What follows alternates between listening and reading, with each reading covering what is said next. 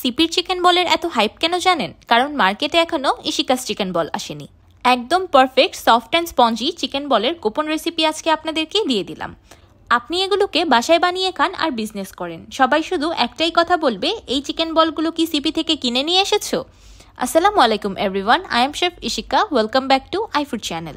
Chicken বল বানানোর জন্য আমি প্রথমেই নিয়েছি 500 গ্রাম মুরগির বুকের মাংস।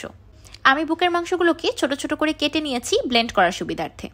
আপনারা ইচ্ছে করলে এখানে মুরগির বুকের মাংসের পরিবর্তে থাইয়ের মাংসটাও ব্যবহার করতে পারবেন।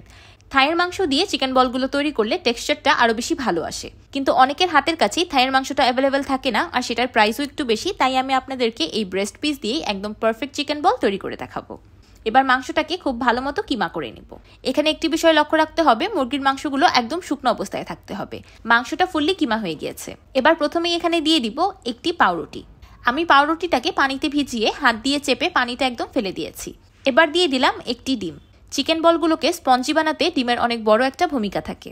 দিয়ে দিলাম 1 চা চামচ রসুনের গুঁড়া, 1 চা চামচ আদা গুঁড়া, 1/2 চা চামচ হোয়াইট পেপার পাউডার, 1 চা চামচ চিলি ফ্লেক্স,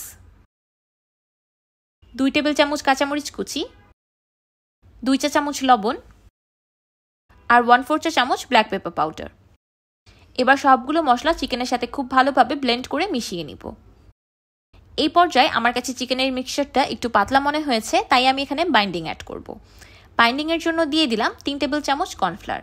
ব্লেন্ড করে নেওয়ার পর যদি আপনাদের চিকেনের মিক্সচারটা আরও বেশি হার্ড থাকে তাহলে এখানে কর্নফ্লাওয়ার অ্যাড করার প্রয়োজন নেই, আপনারা এটাকে স্কিপ করতে পারেন। আপনারা ইচ্ছে করলে এখানে আদা রসুন গুঁড়ার পরিবর্তে আদা রসুন বাটাও ব্যবহার করতে পারবেন। অথেন্টিক রেসিপিতে শুধু গুঁড়া মশলাই ব্যবহার করা হয়, কোনো রকম বাটা মশলা ব্যবহার করা হয় না, তাই আমিও সেটাই করেছি। কর্নফ্লাওয়ারটা চিকেনের সাথে খুব ভালোভাবে মিশে গিয়েছে আর খুব সুন্দর একটা কনসিস্টেন্সি চলে এসেছে। এবার এটাকে একটি বাটিতে ট্রান্সফার করে নিব।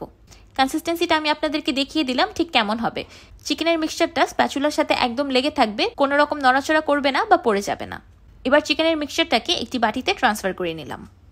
এবার চিকেন বলগুলোর শেপ দিয়ে নিব। চিকেন বলগুলো শেপ দেওয়ার জন্য আমি হাতে হালকা তেল মাখিয়ে নিয়েছি। হাতে তেল মাখিয়ে নিলে শেপ দেওয়ার সময় চিকেন বলের মিক্সচারটা হাতে লেগে যাবে না। এবার অল্প একটু চিকেন মিক্সচার নিয়ে 2 হাতে তালুর মাঝখানে দিয়ে একটা বলের মতো শেপ দিয়ে দিলাম, যেভাবে আমরা সাধারণত লাড্ডু তৈরি করে থাকি। এই শেপটা দেওয়া তো একদমই ইজি, যে কেউ চেষ্টা করলেই পারবেন। আচ্ছা, আমি চিকেন বলের জন্য যতটুকু মিক্সচার তৈরি করেছিলাম এখানে সবগুলো নেই, আরও বাটিতে রয়ে গিয়েছে। আপনারা আবার মনে করবেন না এতগুলো চিকেন দিয়ে শুধু এই কয়টাই চিকেন বল তৈরি হয়েছে। আমার সবগুলো চিকেন বল বানানো হয়ে গিয়েছে। চিকেন বলগুলোকে সিদ্ধ করার জন্য আমি একটি প্যানে পরিমাণ মতো পানি দিয়ে গরম করে নিয়েছি। পানিটা গরম হয়ে যাওয়ার পর আমি চুলার আঁচটা কমিয়ে এটাকে সিমারিং পর্যায়ে নিয়ে এসেছি। এবার একটি একটি করে চিকেন বল পানিতে ছেড়ে দিচ্ছি। দেখতেই পারছেন এই অবস্থায় চিকেন বলগুলো একদম প্যানের তলায় পড়ে আছে। একটু পরেই কিন্তু এগুলো একদম পানির উপরে ভেসে উঠবে।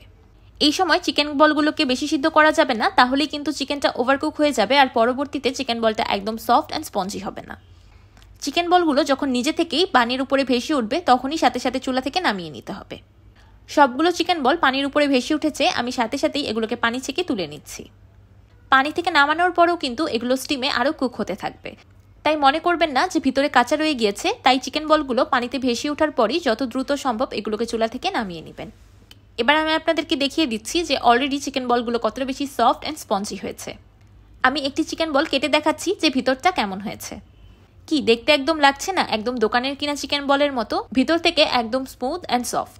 আপনারা এই পর্যায়ে চিকেন বলগুলোকে ডিপ ফ্রিজে সংরক্ষণ করতে পারবেন 1 মাসেরও উপরে। এবার আমি আপনাদেরকে চিকেন বলগুলো ভেজে দেখাচ্ছি। চিকেন বলগুলো ভাজার জন্য আমি একটি প্যানে পরিমাণ মতো তেল দিয়ে দিয়েছি।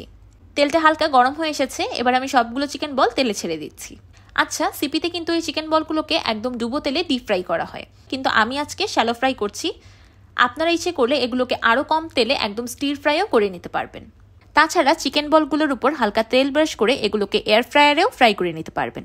যেহেতু চিকেন বলগুলো অলরেডি সিদ্ধ করা, তাই এগুলোকে অতিরিক্ত ভাজার প্রয়োজন নেই।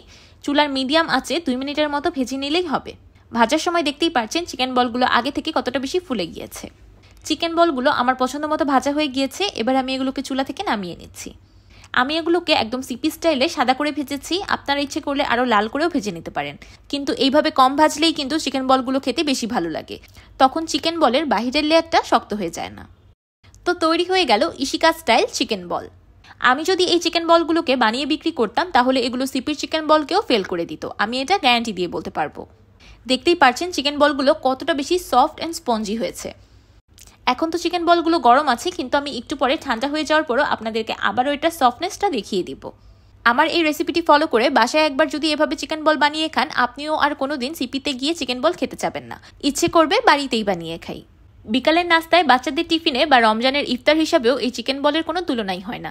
খুবই স্বাস্থ্যসম্মত একটি খাবার, কারণ এই খাবারটাতে খুবই কম পরিমাণে তেল মশলা ব্যবহার করা হয়েছে। কিন্তু কম তেল মশলা ব্যবহার করলেও যে একটা খাবার এতটা বেশি মজা হতে পারে, এই চিকেন বলটাই তার সবচেয়ে বড় উদাহরণ। এই চিকেন বলগুলো একদিন একটু বেশি করে বানিয়ে আপনারা ডিপ ফ্রিজে সংরক্ষণ করতে পারবেন, তাহলে পুরো রমজান মাসের ইফতারের টেনশন শেষ। ছোট থেকে বড় সবাই খুব মজা করে খাবে। চিকেন বলগুলো এই পর্যায়ে ঠান্ডা হয়ে গিয়েছে, দেখতেই পাচ্ছেন এখনো কতটা বেশি সফট অ্যান্ড স্পঞ্জি আছে। এবার আমি আপনাদেরকে চিকেন বলটা কেটে ভিতরটা দেখিয়ে দিচ্ছি। আমার পার্সোনালি চিকেন বল খুব বেশি ফেভারিট, তাই আমি এই চিকেন বলের একটা পারফেক্ট রেসিপি বের করেছি, যেটা আমি বাসায় তৈরি করি আর আজকে আপনাদের সাথেও শেয়ার করলাম। আমার আজকের এই সফট অ্যান্ড স্পঞ্জি চিকেন বলের রেসিপিটি আপনাদের কাছে কেমন লাগলো আমাকে অবশ্যই কমেন্ট করে জানাবেন। ভিডিওটি ভালো লাগলে একটি লাইক দিবেন আর আমার চ্যানেল সাবস্ক্রাইব করে আমার চ্যানেলের পাশেই থাকবেন। আল্লাহ হাফেজ।